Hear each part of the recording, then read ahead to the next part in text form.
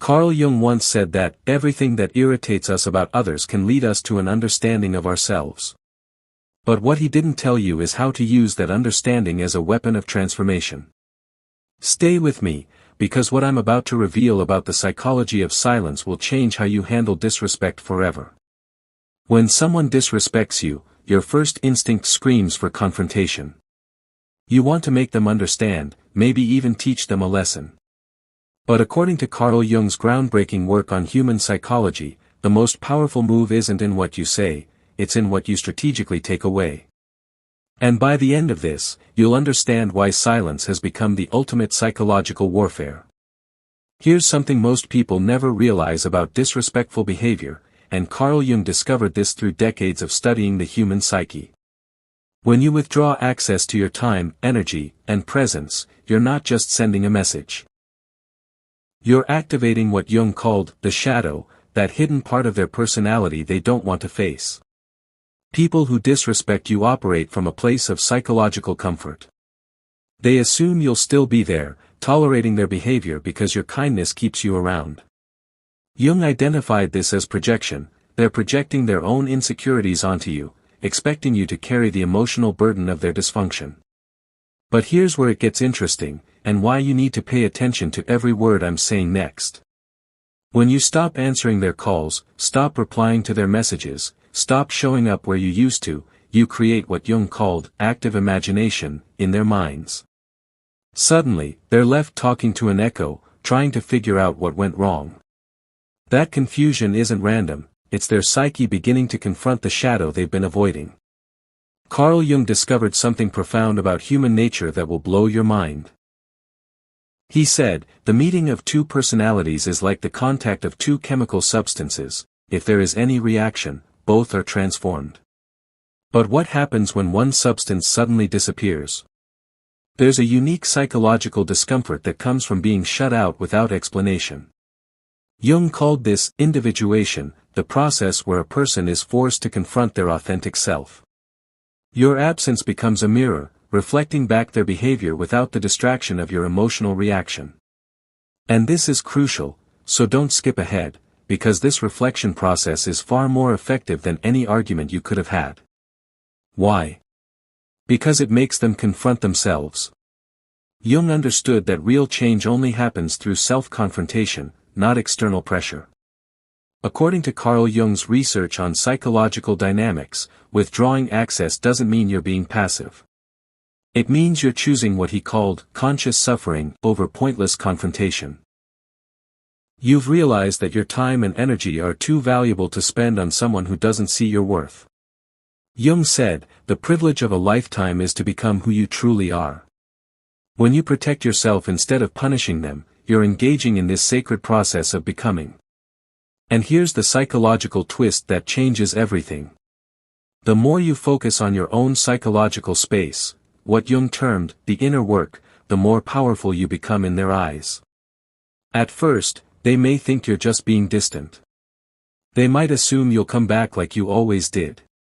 But as Carl Jung discovered in his clinical practice, the human psyche can't ignore persistent absence. Days turn into weeks, and the silence grows heavier. They notice your glow returning, your focus shifting, your energy no longer orbiting around them. That's when what Jung called the transcendent function activates. The moment when they realize they've lost access to you not because you made a scene, but because you made a psychological decision. Here's something Carl Jung observed that will change your perspective forever. He said, the most terrifying thing is to accept oneself completely. But what's even more terrifying for those who disrespected you? Watching you accept yourself completely while they remain stuck in their psychological patterns. There's something incredibly powerful about transforming in silence. When you begin to level up without broadcasting every step, you shift the energy around you according to Jung's principles of psychological transformation. While others are watching for a reaction, waiting to see if you'll break or lash out, you're building quietly, consistently, behind the scenes. And nothing, and I mean nothing, creates more regret in someone who disrespected you than realizing they underestimated what Jung called your self-actualization process. They watch you rise without ever acknowledging them, and that's when their shadow work begins involuntarily. Carl Jung discovered that the human mind craves predictability and patterns. But real psychological power comes from what he termed controlled chaos, the ability to become unpredictable in your responses while maintaining inner harmony. The mistake many people make is assuming you need to announce your growth. They think success is only real when it's posted, spoken about, or proven. But Jung understood that real psychological development doesn't need validation. It doesn't ask for attention. It simply happens through what he called active imagination and inner work. When you begin to level up mentally, emotionally, financially, or spiritually without making noise, you gain what Jung identified as psychological advantage. You become unpredictable. They can't gauge your moves, and that mystery becomes psychologically intimidating. While they're still stuck in what Jung called unconscious patterns, gossiping, doubting, trying to provoke you, you're shifting gears. You're investing in yourself, reading more, moving differently, choosing your peace over petty conversations. Here's where Carl Jung's psychology gets absolutely fascinating, and why you need to understand this next part completely. Suddenly, you're not replying like you used to. You're not explaining yourself, not attending every argument you're invited to. That's what makes people take a second look, not your words, but your evolution.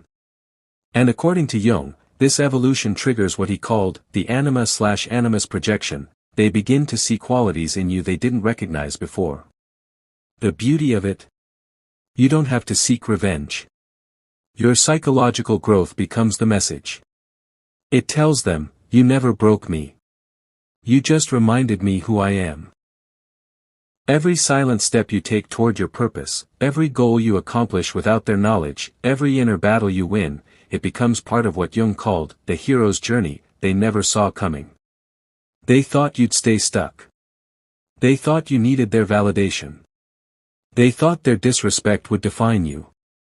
But your silence proved what Carl Jung always maintained, that the psyche has an incredible capacity for self-healing and transformation when given the right conditions. Carl Jung once observed, "I am not what happened to me, I am what I choose to become." And staying calm in the face of disrespect is one of the most powerful psychological choices you can make. It's not weakness, it's what Jung called conscious control. When someone disrespects you, they often expect an emotional reaction according to Jung's research on psychological triggers. They want you to get angry, to raise your voice, to argue back. They want to see you lose your composure because it gives them psychological power. But when you remain composed, when you choose silence over shouting and peace over chaos, you completely shift what Jung identified as the power dynamic. You deny them the satisfaction of seeing you unravel. And here's what's psychologically brilliant about this approach: composure isn't about suppressing your feelings. According to Jung, it's about mastering them through what he called conscious integration. One of Carl Jung's most profound discoveries was about psychological boundaries. He said, knowing your own darkness is the best method for dealing with the darknesses of other people. But what he discovered next will change how you set boundaries forever. The most powerful form of self-respect is setting boundaries without needing to explain them.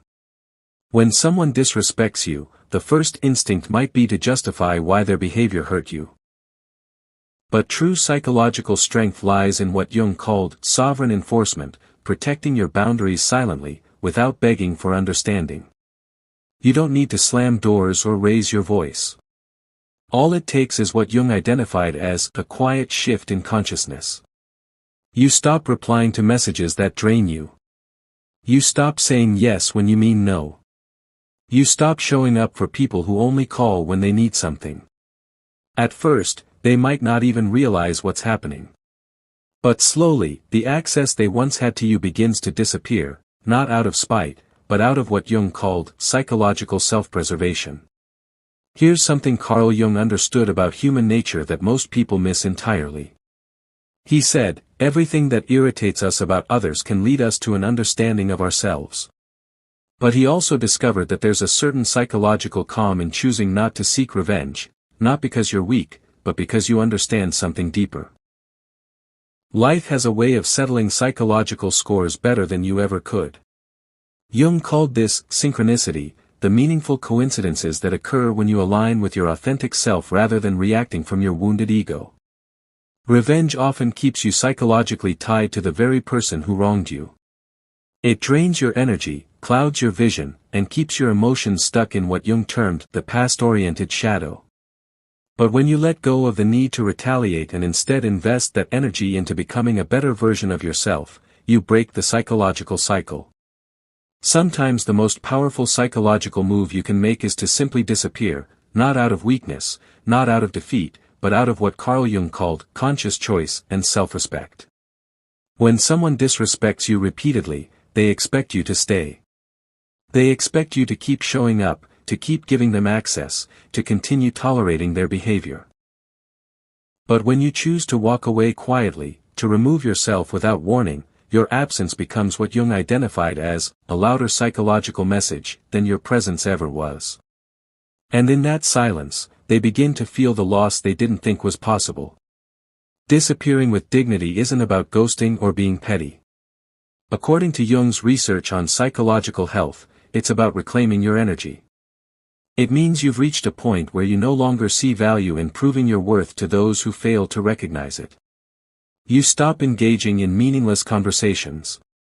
You stop waiting for apologies. You stop trying to fix what you didn't break. Instead, you exit with what Jung called individuated grace, no drama, no final words, no explanation. Just gone. And that kind of disappearance is psychologically haunting. Why? Because it forces people to sit with their own actions without your emotional reaction to distract them. Carl Jung discovered that this type of forced self-confrontation is one of the most powerful catalysts for psychological change. They begin to realize that your presence was never something they were entitled to, it was a gift. And they lost it through their own unconscious behavior.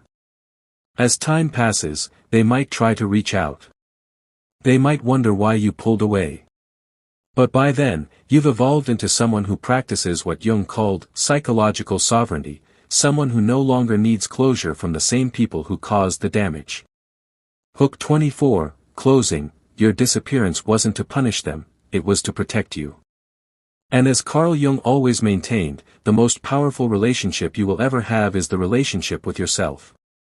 When you walk away from what drains you, you make room for what uplifts you.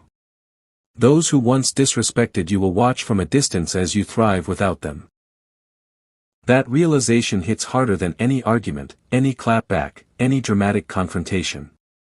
Because long after you're gone, they'll feel it, in the silence, in the space you used to fill, in the dignity you carried when you walked away. And in that space, regret will quietly settle in, exactly as Carl Jung predicted it would. So the next time someone makes the mistake of underestimating you, disrespecting your loyalty, or taking your kindness for granted, remember what Carl Jung taught us about the power of psychological transformation. Don't explain yourself. Don't fight for their attention. Just leave. And do it with such calm, such grace, that they can't stop thinking about it. Because in your silence, they'll hear everything they need to know about the person they chose to lose. Thank you so much for staying with me through this exploration. If you found value in today's discussion, don't forget to subscribe to the channel and share this video with someone who might benefit from it.